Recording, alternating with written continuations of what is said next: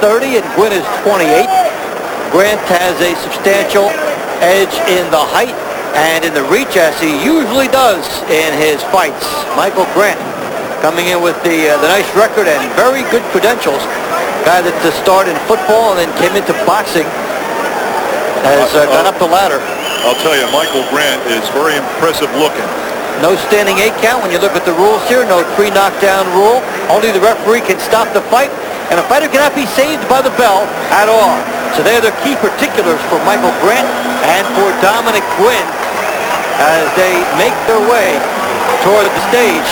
Well, we've seen 2 first-round knockouts here tonight, and makes you wonder what's going to happen here in this fight as Dominick Guinn, undefeated, comes in the ring. This is a great opportunity for Guinn. There's no doubt he has said this will be my toughest fight because of Grant's size and because he's been in with some of the best. But this is also my biggest opportunity, a win, and I think I'll be world ranked.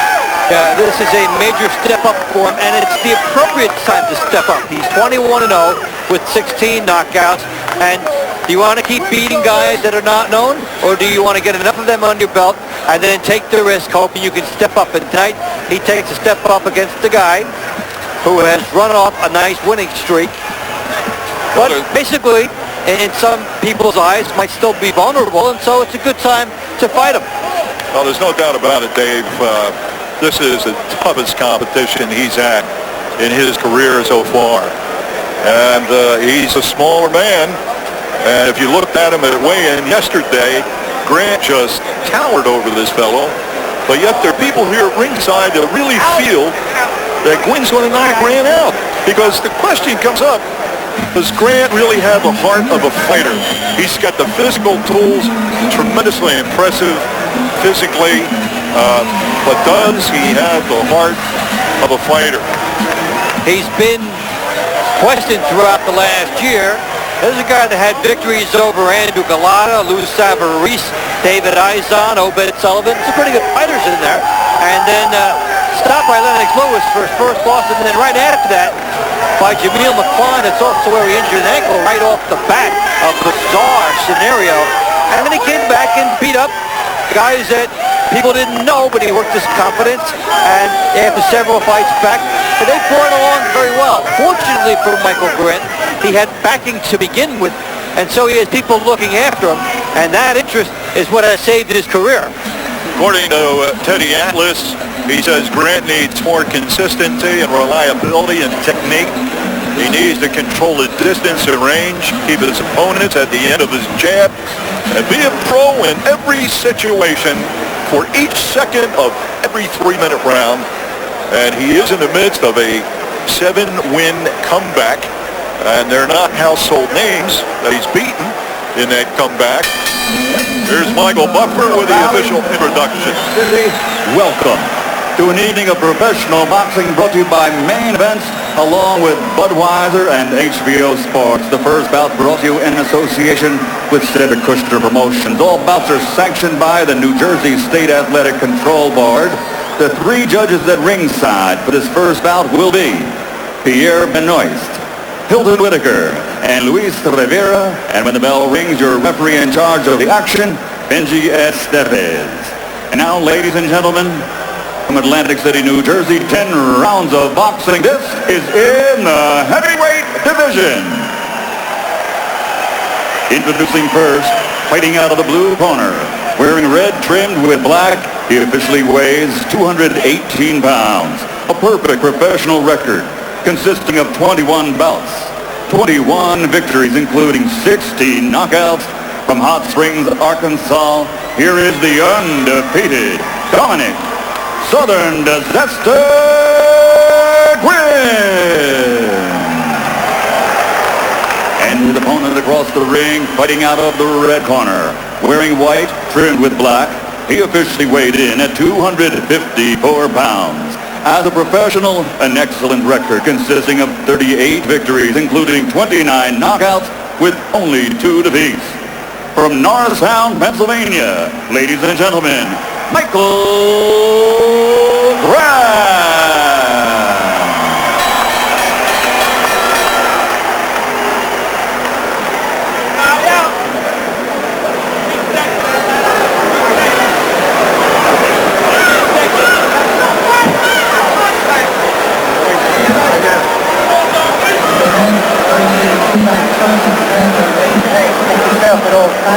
obey my commands at all times.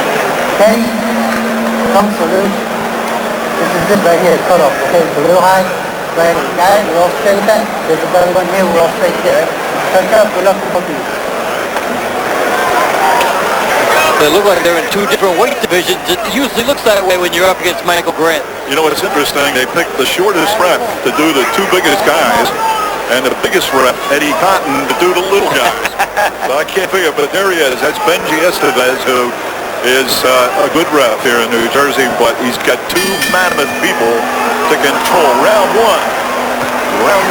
Guinn comes out, said he's going to have to go right after him. There's a right hand from Grant. If you go right after them, there's a big risk involved. Amen. High risk, high reward scenario. And Guinn has not always been the smartest fighter. The problem with Guinn has been that tends to not listen to his corner. He's in with a big fellow tonight. Michael Grant broke his ankle in the fight with McCline. Took 7 months to heal. Has since won 7 fights. And here he is against the undefeated Guinn. And there have been times in Michael Grant's career when he really did have to display the heart because it saved him, say against Andrew Galata when he was down twice early in the fight and then came back and trailing on scorecard stopped him in the final round. You know, and he's always done what he has to do to win and usually comes on late. Against Ahmad Abdeen, came on late. Against Lou Savarese, came on late. Against Galata, came on late. It seems that when things get a little tense, a little tight, he steps it up. Grant is trying to get Guinn with his right hand as Guinn comes in, and Guinn is coming in a somewhat reckless situation where he can get nailed by that right hand. Guinn is strong. He has power. And he doesn't always stick to the game plan. And I guess he feels that he's got to... there's the right hand. Oh, did he nail him with that? And Grant is in some trouble. He stung Grant. Grant's trying to act nonchalant about it. Tagged by that right hand. He got tagged again. He got tagged the third time. He's getting nailed by that right hand, and Guinn has power. Guinn is going for everything right here.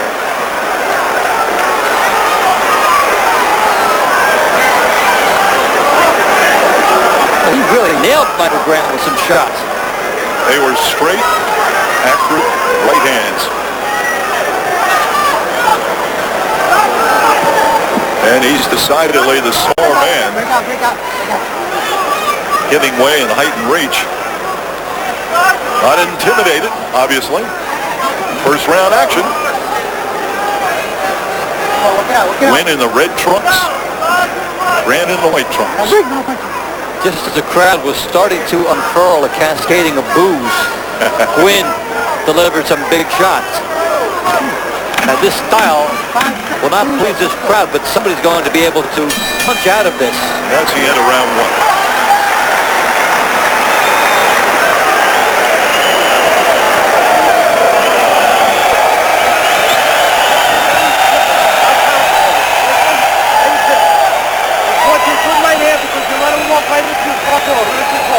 Don't let him walk into the front door. Trying to punch him when he's outside. To keep him outside. You have your left hand down, you're a little bit too tall, and you let him walk right in that front door. Listen, if you're afraid of letting it chip out free, okay, shoot that overhand right. Come back to the hook, back to the right hand again, okay? Now you heard this down, you understand? You heard this down. That's all, he's looking for one shot, and that's overhand right, okay? He's looking to counter you, all right? Take a look at Guinn scoring with a lead right hand against Grant and came up on top. That came from out deep, and then the left hook got in there, and Grant was off balance by that. Off balance and unable to counter. Replay also shows you what Guinn has to do to get to Michael Grant. How long climb it is for him. He certainly was extending those right hands. Second round, scheduled for 10.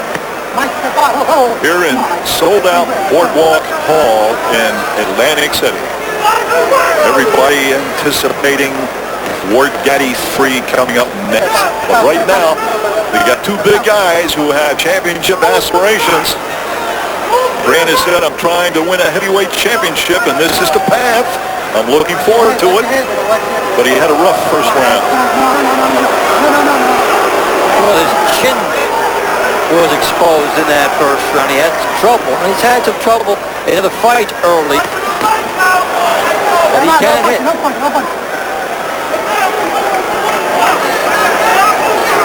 In Guinn's last fight, he fought Charles Hatcher, and actually Hatcher extended Guinn to the 9th round. Guinn scored a TKO. So Guinn's had the same problems going along, not really putting forth a tremendous effort, not listening to his corner, and then trying to turn it on. But he certainly came out in a blaze of glory here tonight. But here's Grant now, mauling him over against the ropes. Michael Grant, from a power standpoint, is dangerous at any point in the fight. He's got 29 knockouts and 38 victories.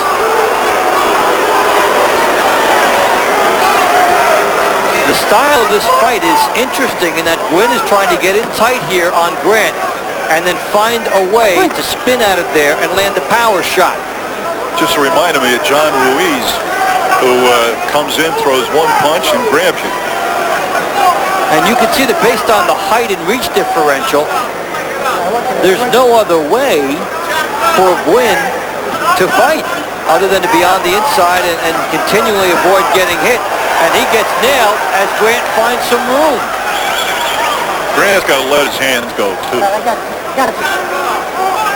He just threw a combination and then stopped. Got to keep going. He's got to use that jab, don't you think? He's not letting his hands go. Well, he's letting them go a little more in this round than last round, and you get the sense that he'll continue to increase that volume as we settle into this fight, and that it will be essential for him to do so. So far, it's not a real skillful second round. Well, Guinn is getting on the inside and trying to tie up, but his offense disappeared in this round. Yeah, we're not seeing any straight rights.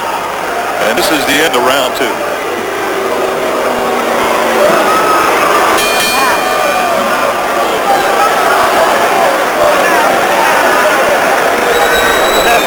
Okay? Look, everything is fine. You let that man go forward. Right? Come on, right? Listen. Do not let this man come forward on you, okay? You duck him up with that jab. When you get close, let the right hand go. You're holding the right hand. You had a great first ball, but come on now. You're not doing that. Shoot the right hand. Throw right hands at this man. You understand? Jab him, boom. But you gotta let your hands go at the right time. You can't wait till he gets big close to you. You can't stand the ball. Do not let this man get no confidence in you. You understand? I don't want this man coming forward. I want him going back. Keep him going back. Keep him going back. Keep the head moving using the jab. You get close, put the overhand right, and hook it right back to the right hand. Okay? And get close. Just get busy in the inside, okay? Get busy in the inside, right? Move your hands in the body. Round 3. And Guinn has been given some instructions. We'll see if he follows. Again, he tends not to, but they want him to, took a short left. I think both corners gave sound advice between the rounds, and Teddy Atlas telling Michael Grant, you've got to let the hands go from outside, not just when he gets in tight. And Michael Grant seemed to answer that with a good left hook from outside. And for Guinn, it was, come on, man, you had a good first round, and then you let it get away from you. So for Grant, it was a little bit more on the technique side, and for Guinn, it was more on the motivational side. But this has been Guinn's problem, inconsistency as well. And he did so well in the first round, fighting outside, extending the right hand, and now he's rushing at Grant, getting inside and tying him up. Well, what happened in his favor in the first round is he had Michael Grant, fortunately for him, backing straight up, and so he was able to land those shots without paying too much of a cover charge to get on the inside.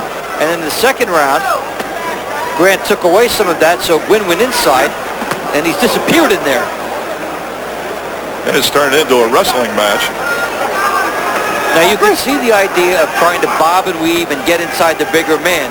That's a good start to your attack. But once you get in there, you have to fire the punches, and Guinn is 1 for 2.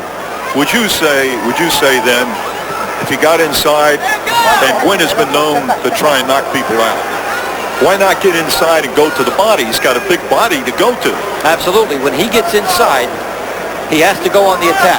Right now he's been getting inside and then looking for the perfect shot. And the perfect shot may not be there this early in the fight. You just have to work.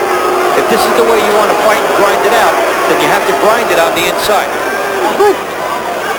Well, he was told originally before this fight to work the body, work Grant's body. And when he goes inside, he looks up at Grant as if maybe I'll get one punch up under his chin, and there's the body wide open.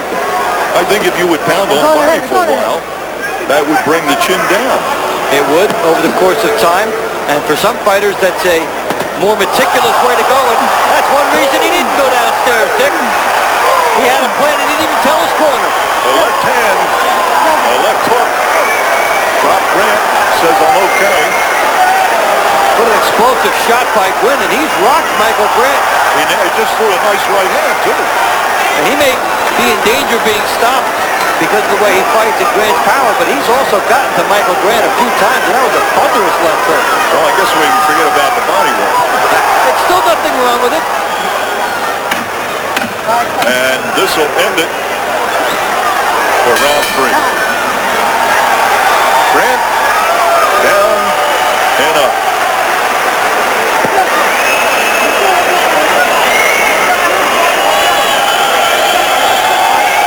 He's young. He's never been in these situations. You have. He will start to be discouraged. Go ahead, Doc. Look at it. He will start to be discouraged. But listen to me. Michael, listen to me. The reason that happened, fine. The reason that happened on the inside is because you dropped your right hand for the right uppercut and you hit your left hook. You got to move him. You keep the pressure on him, he's going to fold. You got to keep the pressure on him. Come on, Don. You got this, man. You jump on top of Now this. the instant, watch the right hand of Michael Grant drop, and then the hook by Guinn came in right behind it. Perfectly timed shot as Guinn dropped the right hand, the left hook, while Grant was dropping his right hand. Worked out beautifully for him. Michael Grant got up and said, no problem, I'm all right. But Grant it's an expensive mistake. Grant tried to throw a right uppercut and leaned right into that left hook. Round 4, scheduled for 10 rounds. Grant has been rocked in the first round and has been dropped in the third round by the smaller Dominick Guinn. Now it's Grant trying to tie up and go to work on the inside, which is interesting because he's the taller fighter. And he gets nailed again. He got nailed. He's down.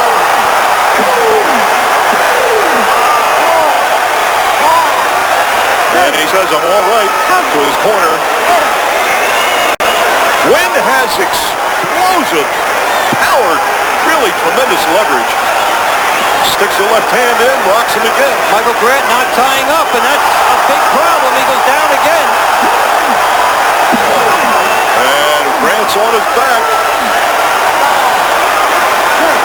Down twice in this round. He did not tie up Dominick Guinn, and then he walked into more problems. Now he's experienced enough. He should be tying up. And if he's not tying up, he's allowing Guinn to come in there and tee off on him. Guinn just hit him with a glancing right. He's got to do something, Dave. He's got to tie him up or fight back. Right now, he's target practice, and there's where Guinn doesn't want to be. Not after he's had 3 knockdowns in the last couple of minutes. And Grant just threw a very lethargic right hand. Still rocky. Takes the left hook. But Michael Grant now is doing something tying up that he needs to do to stay in this until he can recapture his senses. Because there will be opportunities for him if he can get himself back in the fight. But Dominick Guinn wants to take that away. As I mentioned earlier, some insiders here said they really felt Guinn would knock him out. He's got the power. Not always coachable, but he's got the power. The know, he saw something in the ring different than what his corner was suggesting, and he went with it at the end of last round. That left hook upstairs. The head hunting for him thus far tonight has paid off. He is a head hunter. Now he's sticking that left hand in unopposed. He's getting it in, and Grant's looking tired.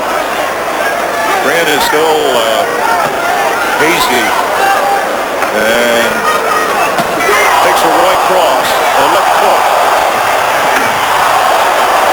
With seconds remaining in this round. What a round for Dominick Guinn. Whoa.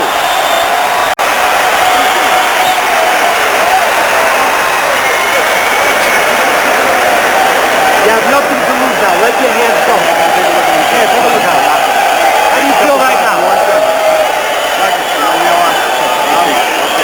Well, Dominick Guinn scores a big right hand, a left hook, knocking Michael Grant back and then down. As he had knocked him down in the prior round with a left hook, the right hand starting it. He's in tight here, scoring good shots. Look at the leverage as he turns into his shots. And then what a big inviting sight there with Michael Grant trapped along the ropes.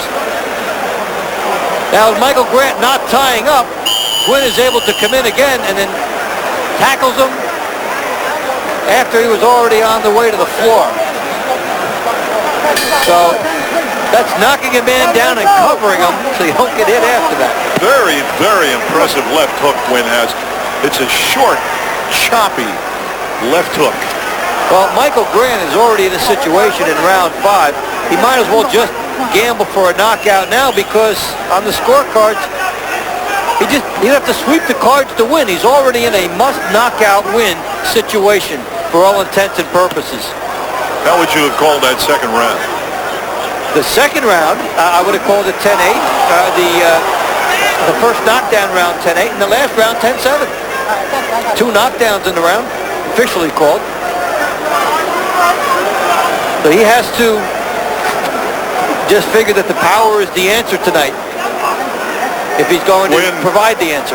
Guinn could get a little careless, knowing now that he can walk in and throw a punch. He could walk into a punch. Well, he's been nailed a few times tonight, but Grant's got to punch if that's going to happen. Right. Has to let his hands go. But he's been shaken by Dominick Guinn. And there will be questions about this, even if Michael Grant would somehow turn this around. Guinn just doubled his left to the body and the head. Great left hook. Straight right isn't bad either. For Dominick Guinn, it's been all thunder in this fight, and the big shots have made the difference for him. I've seen Guinn fight before, and really, Dave, this is the best I've ever seen. And this is the toughest opponent he's ever had. And maybe those two thoughts are correlated. Maybe he needs to respect an opponent a lot to get everything in order with his training, etc. Good point. And he's done a good job tonight on Michael Grant to this point. Grant is still dangerous. Either guy is still dangerous here. Yet Grant has looked hesitant, and he's done this before in fights where he gets into the later rounds and he's got to score a knockout, and he's fast getting into a similar situation. Big question has been, could they put some meanness into Michael Grant? He's really a very nice guy. You can't do that. It doesn't work. I mean, he's a tremendous athlete. He thought about playing football, basketball. He played football in college. The guy's been a multi-sport star. I think he had aspirations of the NFL at one time. But, as you said, he's a nice guy. He's a very nice guy, and may not have the fight mentality. And this will end the round.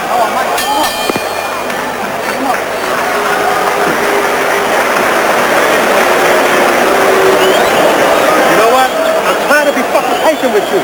You understand me? Now I'm fucking sick and tired of this shit. You get out there and you knock this fucking guy out, man. You understand? You knock this guy out. You saying nothing. You understand me? You sit there and you're doing nothing. Get out there and throw punches with the man. Both hands got to go with the man. You understand? He's doing one fucking punch at a time. As soon as you get covered, jumping the hook up at the top. Coming overhand right and back. They saw you fall the last time on this network. They saw you fall. They saw that. And you picked yourself up to your bed and got back here. Now they're waiting to see if you're going to rise. They're waiting to see if you're going to rise. Special people rise. He's giving you a chance to rise, kid. I'm not lying. He's giving you a chance to rise. When he's moving his feet on the outside, move that jab and hit him shots. Hit him shots when he's outside. And then when he tries to fall in, time him a shot from him. Well, Teddy Atlas was right on. He's being given a chance to come back in this fight and tell Mike Guinn's corner, sick and tired. I want you to go out and finish him. It has to be frustrating if you're in his corner, seeing the knockout right in front of you, but not happening. Dominick Guinn had the big man down on the canvas in the first round, in the third round, and Guinn has a pretty good amateur pedigree. He's former junior world champion, Golden Gloves champion, won a bronze medal in the Pan American Games, or the Goodwill Games. There's a chance for Grant right here.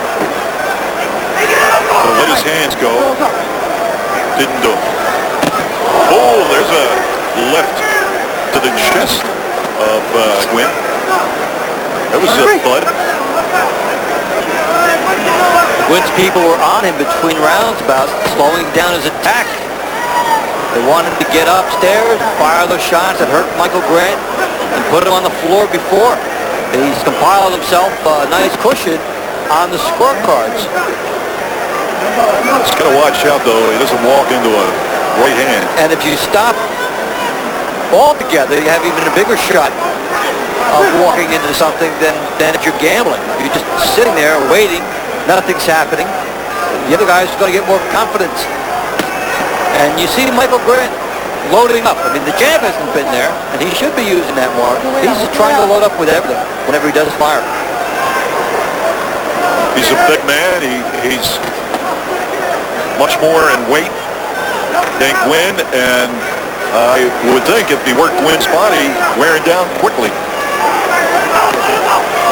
He got a little short, choppy left off of Guinn's jaw.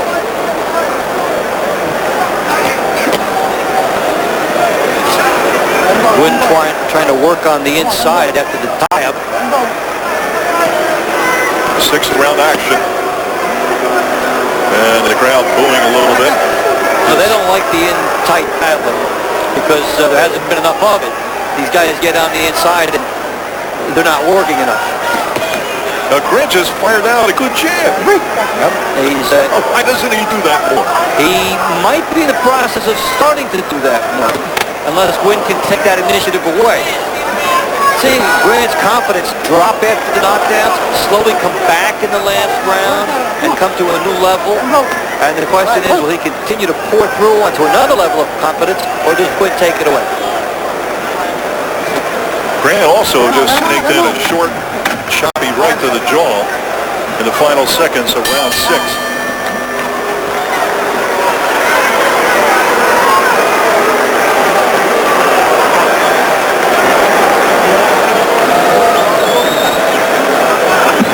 And there we see Arturo Gatti warming up. Coming up next, Gatti Ward 3, the trilogy, the final chapter. Can this man do what he did in the second fight? Boxed beautifully, stayed low, and in many cases confused the pugnacious Mr. Ward, Irish Mickey Ward. His last fight of a brilliant career. And most of his career has been brilliant near the end. Yeah, as he's gotten some notoriety and won a title and just found a few things come together for him. He's always been a very good fast fighter. He blended it well and matured nicely with age as well. Round 7. This is Dick Landis along with Dave Bontempo. And would you say, Dave, that the last round was Grant's best? Yes, and I think that the round before that he showed additional signs of life. The question for him now is overcoming the numerical disadvantage of the knockdowns early by Dominick Guinn. His head seems to be back in the fight at this point, which is very good for him, and he can get into another gear. Well, those 10-8, 10-7 rounds certainly hurt the scoring if it goes a distance. They're very big. He's at a point where he just about needs the knockout. We said that a couple of rounds ago. That's if they're seeing it exactly the way we are. Round 7. Michael Grant on the comeback trail.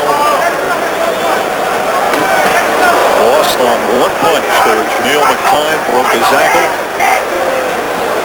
Before that, he fought the champion, Lennox, and they said Grant has stage fright in that game, or in that bout, and had no game plan.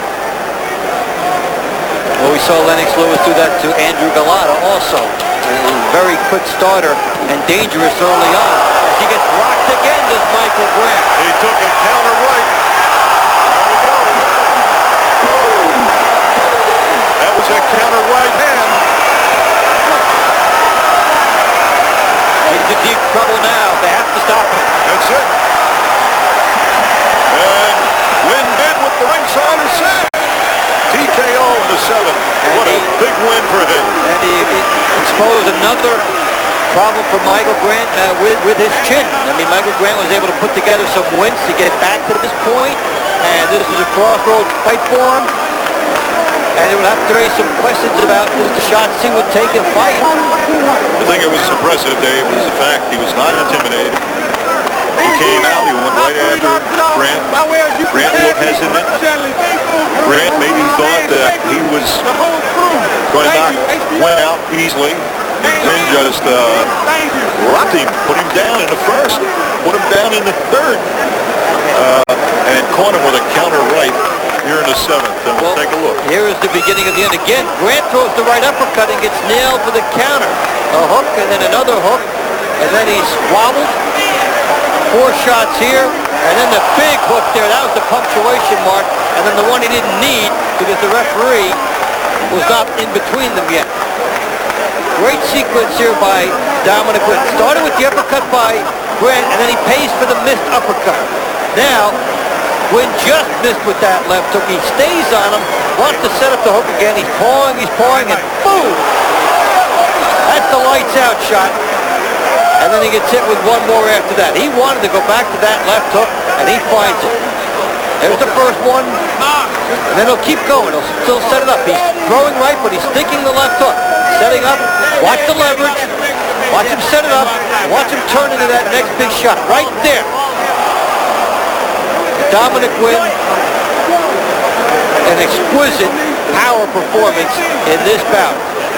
Tremendous power. And just the way he's able to harness it, and he finds it in tight. Watch how he makes some room for himself. Steps back a little bit with the right hand to set up the big shot, the left hook, and that's what did it for him. He stepped back and made some room and became a winner with the flurry. And Guinn now will see better days in the ring. We know where he's going. We wonder now where Grant will go.